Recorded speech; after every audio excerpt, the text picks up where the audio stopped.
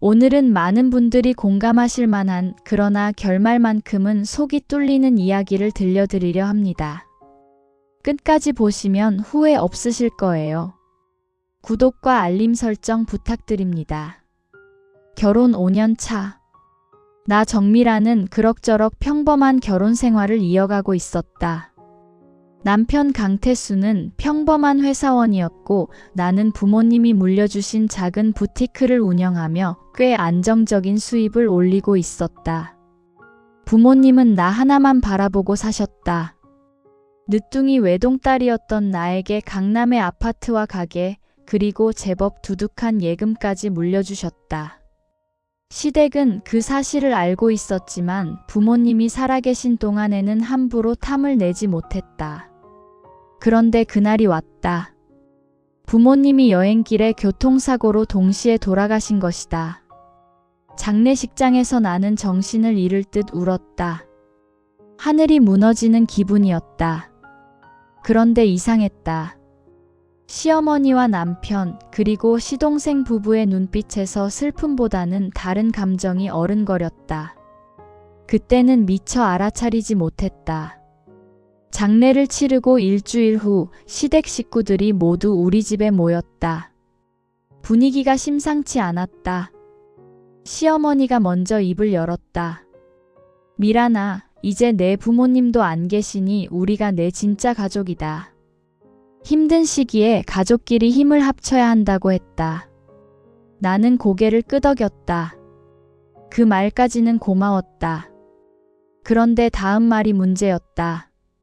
시어머니는 부모님이 물려주신 강남 아파트가 너무 크고 관리하기 힘들 테니 팔아서 작은 집으로 이사하는 게 어떻겠냐고 했다.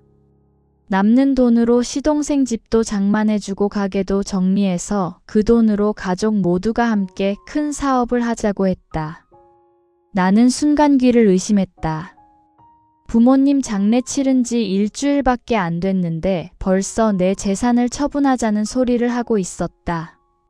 나는 정중하게 거절했다. 부모님이 물려주신 집과 가게는 나에게 마지막 남은 부모님의 흔적이라고 아직은 그런 결정을 내릴 수 없다고 했다. 시어머니의 얼굴이 순식간에 굳어졌다. 그녀는 네가 이기적으로 군다며 남편 가족은 가족으로 생각하지 않는 거냐고 목소리를 높였다. 강태수는 가만히 앉아서 아무 말도 하지 않았다. 아니, 정확히는 어머니 편을 들고 있었다. 그때 나는 몰랐다. 이것이 시작에 불과하다는 것을. 며칠 후 이상한 일들이 벌어지기 시작했다. 강태수가 갑자기 내가 우울증이 심각하다며 정신과 상담을 받아보라고 했다. 나는 부모님을 잃은 슬픔은 있지만 일상생활에 지장은 없다고 했다. 그런데 시댁 식구들이 친척들에게 내가 정신이 이상해졌다는 소문을 퍼뜨리기 시작했다. 밤마다 혼자 중얼거린다. 허공에 대고 소리를 지른다. 부모님 환영을 본다는 등의 터무니없는 이야기들이었다. 어느 날 강태수가 정신과 의사 친구를 집에 데려왔다. 그는 나를 진찰하더니 심각한 상태라며 입원 치료를 권했다. 나는 단호히 거절했다. 나는 정상이라고, 이 모든 게 재산을 노리는 시댁의 계략이라고 소리쳤다. 그러자 강태수가 폭발했다. 그는 봐라, 이렇게 피해망상까지 생겼다며 빨리 입원시키지 않으면 큰일 난다고 했다. 시어머니도 눈물을 흘리며 불쌍한 내 며느리를 살려야 한다고 연극을 했다. 나는 그제야 깨달았다. 이들은 나를 정신병자로 몰아 후견인 제도를 이용해 내 재산을 가로채려는 것이었다. 등골이 오싹해졌다. 하지만 나는 이미 준비하고 있었다. 사실 나는 바보가 아니었다. 부모님 장례 직후부터 시댁의 이상한 분위기를 감지했고 대학 동기이자 변호사인 윤지혜에게 조언을 구했었다. 지혜는 나에게 모든 것을 기록하고 녹음하라고 했다.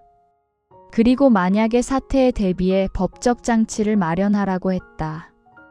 나는 그녀의 조언대로 시댁 식구들과의 모든 대화를 몰래 녹음했다.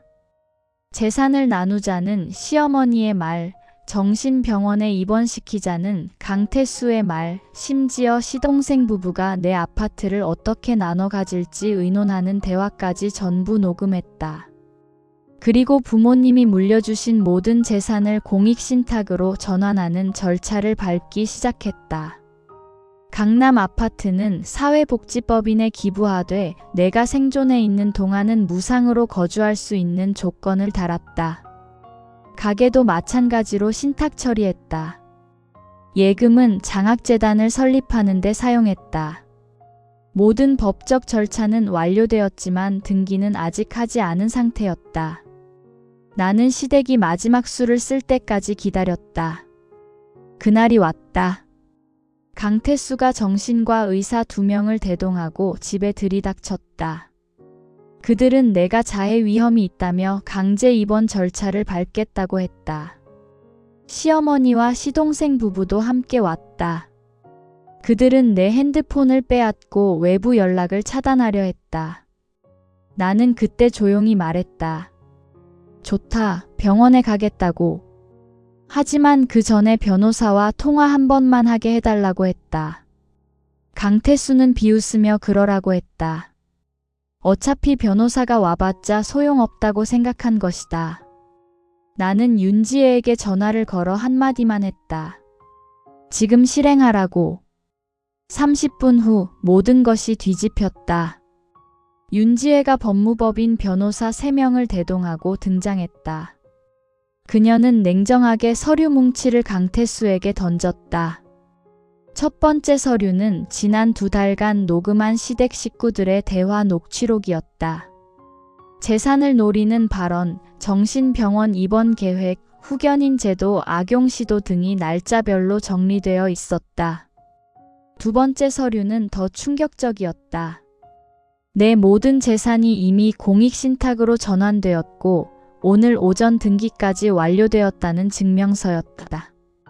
아파트는 사회복지법인 소유, 가게는 장애인 직업재활 신탁, 예금은 모두 장학재단으로 넘어갔다.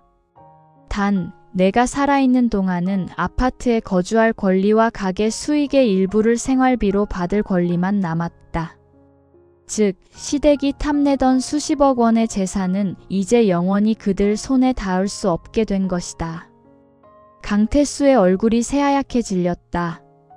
시어머니는 그 자리에 주저앉아 비명을 질렀다. 안 돼, 안 돼. 그게 무슨 짓이냐고 소리쳤다. 윤지혜는 차갑게 말했다.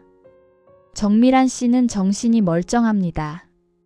오히려 당신들이 재산을 노리고 정신병자로 조작하려 한 증거가 명백합니다. 지금 당장 이 집에서 나가지 않으면 사기 미수와 강요죄로 고소하겠다고 했다. 시댁 식구들은 완전히 패닉 상태였다.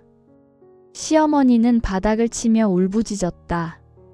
내가 몇 달간 공들여 계획한 것이 다 허사가 됐다고, 내가 감히 우리를 이렇게 배신하냐고 했다.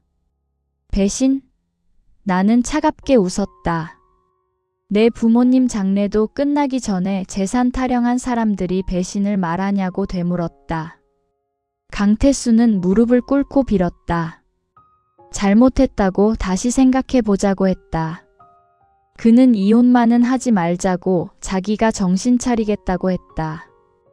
하지만 이미 늦었다. 나는 이혼 서류도 준비해뒀다. 재산 분할도 필요 없었다. 애초에 나눌 재산이 없으니까. 윤지혜가 강태수에게 이혼 합의서를 내밀었다. 서명하라고 거부하면 형사고소와 함께 재판 이혼을 진행하겠다고 했다. 강태수는 떨리는 손으로 서명했다. 그의 꿈이었던 수십억 재산은 한순간에 증발해버렸다. 시동생이 미친 듯이 소리쳤다. 형수, 이게 말이 됩니까?